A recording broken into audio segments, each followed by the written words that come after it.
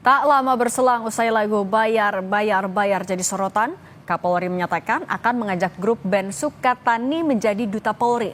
Lalu bagaimana pengusutan dugaan intimidasi yang dialami grup band ini? Kami bahas bersama Khairul Anam, Komisioner Kompolnas, dan Aha Semendawai, Wakil Ketua Komnas HAM RI. Selamat petang Bapak-Bapak semuanya. Selamat petang, salam sehat selalu. Waalaikumsalam. Saya mau ke Pak Anam dulu, Pak Anam. Tapi kalau dari band Sukatani sendiri sudah memberikan jawabankah terhadap ajakan Kapolri untuk jadi duta?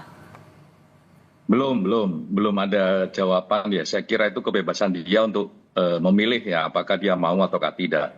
Tapi yang paling penting begini sebenarnya, ajakan itu tidak hanya penting bagi publik ya, bagi band Sukatani untuk memastikan pelindungan kebebasan berekspresinya melalui jalur seni, tapi yang jauh lebih penting adalah mengingatkan kembali secara internal bahwa kebijakan kepolisian atas kebebasan berekspresi melalui seni itu dilindungi, dijamin. Dan peristiwa serupa ini pernah terjadi tahun 2021. Ya, waktu itu saya masih di Komnas HAM, itu banyak mural di jalan-jalan dan lain sebagainya. Stand up komedi juga begitu. Akhirnya ya kita berdialog dengan Pak Kapolri ya udah kita ketemu sama rekan-rekan itu, diajak ngobrol, terus bahkan diajak untuk bikin lomba mural, ya mengkritik kepolisian, memberikan masukan kepada kepolisian. Lah kebijakan itu nggak pernah berubah sebenarnya. Lah dengan adanya peristiwa ini dan mengajak band Sukatani untuk terlibat di dalamnya, ya duta kebebasan berekspresi, saya kira kepentingan yang paling besar adalah untuk mengingatkan kembali di internal kepolisian bahwa jangan pernah ada lagi kasus-kasus serupa di mana kritik terhadap kepolisian direspon dengan cara yang tidak sehat. Nah, saya kira Pak Kapolri sedang menunjukkan kembali sikap dan kebijakannya untuk internal kepolisian. Tapi Pak Anam, yang jadi pertanyaan kenapa tapi sikap dari Polri kalau ada masalah yang viral kemudian solusinya adalah menjadikan sebagai duta. Kenapa itu? Enggak, sebenarnya tidak genrenya nggak kayak begitu. Sebenarnya sikap kebebasan berekspresi ini sejak dulu ya minimal sejak tahun 2021 itu ketika ada kritik dan sebagainya diajak ngobrol, diajak dialog.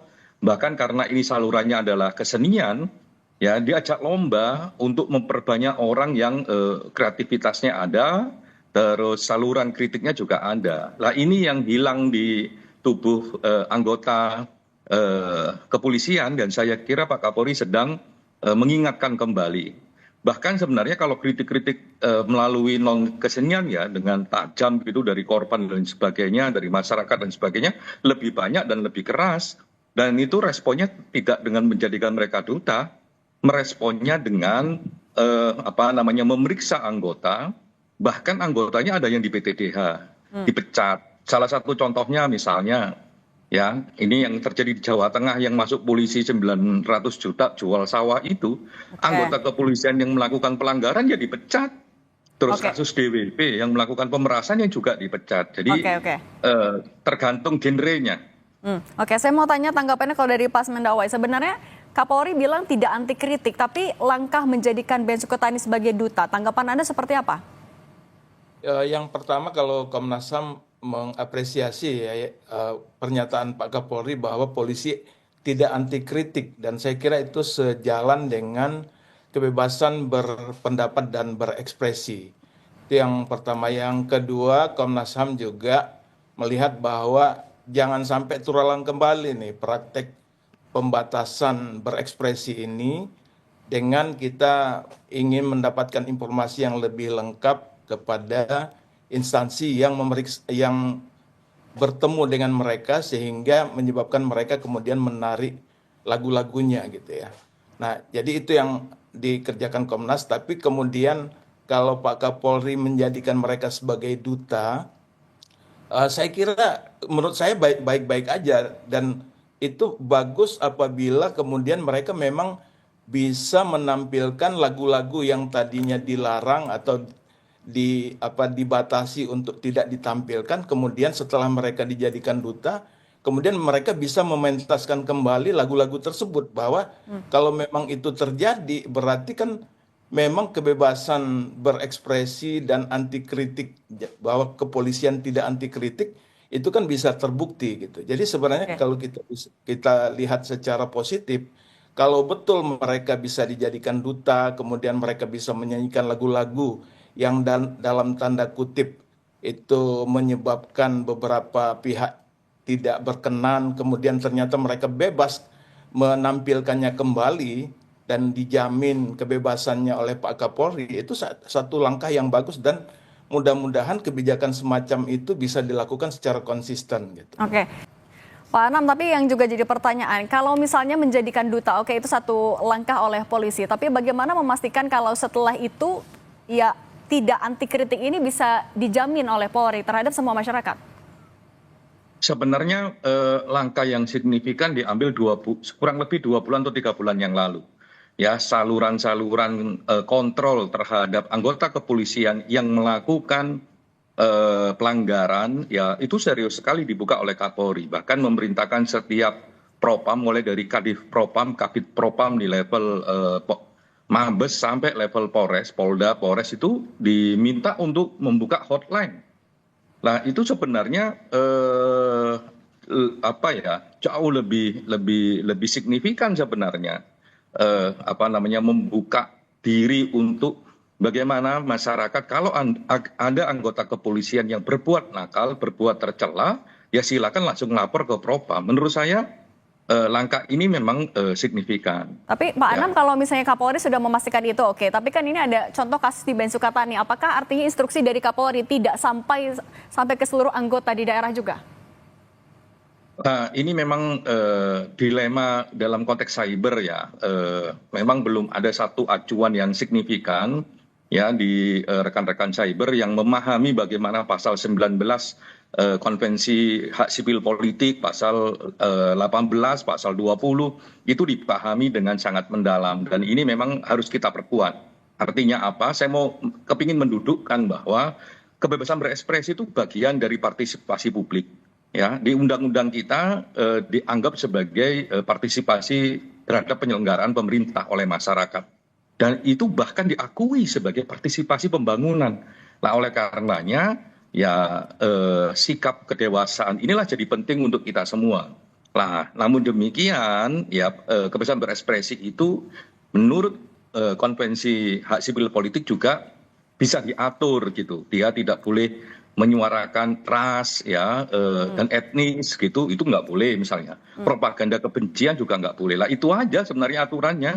Nah, lepas dari itu ya kita harus hormati. Dan saya kira ketika Bensukatani menerima tawaran dari Pak Kapolri akan sangat baik. Ajak masyarakat, ajak anggota kepolisian ya untuk menciptakan kepolisian kita yang profesional, yang independen, akuntabel, ya jauh dari perbuatan tercela. Oke, kalau dari Pak Semendawe mencermatinya, apakah memang kebebasan berekspresi di masyarakat memang sudah bisa sebegitu dihormati sebagaimana diatur dalam undang-undang, Pak? Saya kira banyak sekali permasalahan kebebasan berpendapat ini yang kemudian berujung pada dilaporkannya beberapa orang menggunakan undang-undang ITE ya. Jadi undang-undang ITE ini kemudian dijadikan dasar untuk melaporkan seseorang dengan tuduhan melakukan misalnya pencemaran nama baik dan lain sebagainya. Dan kemudian hal ini juga menimbulkan ketidakpuasan di masyarakat yang berujung pada desakan agar supaya undang-undang ITE tersebut direvisi gitu ya, diperbaiki agar tetap terjaga kebebasan berpendapat dan berekspresi ini tetap terjaga gitu loh. Karena kalau sedikit-sedikit kritik kemudian dilaporkan ke pihak kepolisian, kemudian kepolisian menindaklanjutinya, tentunya akan menciptakan situasi yang menakutkan orang kemudian tidak berani berpendapat, apalagi kalau itu menyangkut kepentingan publik atau pejabat publik gitu. Nah, Pak Semendawa, kalau begitu bagaimana Komnas HAM bisa menjamin kebebasan bermasyarakat, kebebasan berekspresi di masyarakat? Ya, kita tentunya misalnya seperti kasus yang sekarang ya, Sukatani ini kita melihat bahwa mereka menarik peredaran tersebut kan awalnya itu karena mereka bertemu dengan pihak kepolisian di daerah.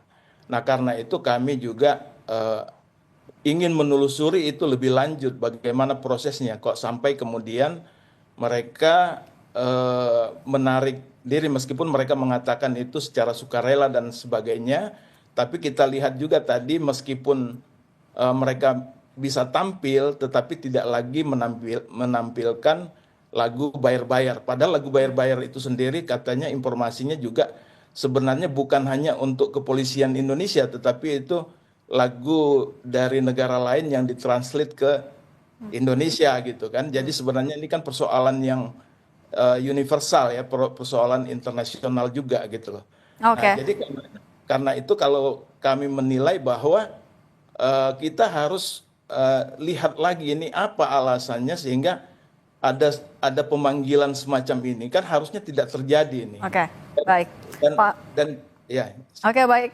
Pak Semendawai, Wakil Ketua Komnas HAM, dan Pak Khairul Anam, Komisioner Kompolnas, terima kasih sudah berbagi di Kompas Petang. Sehat selalu semuanya.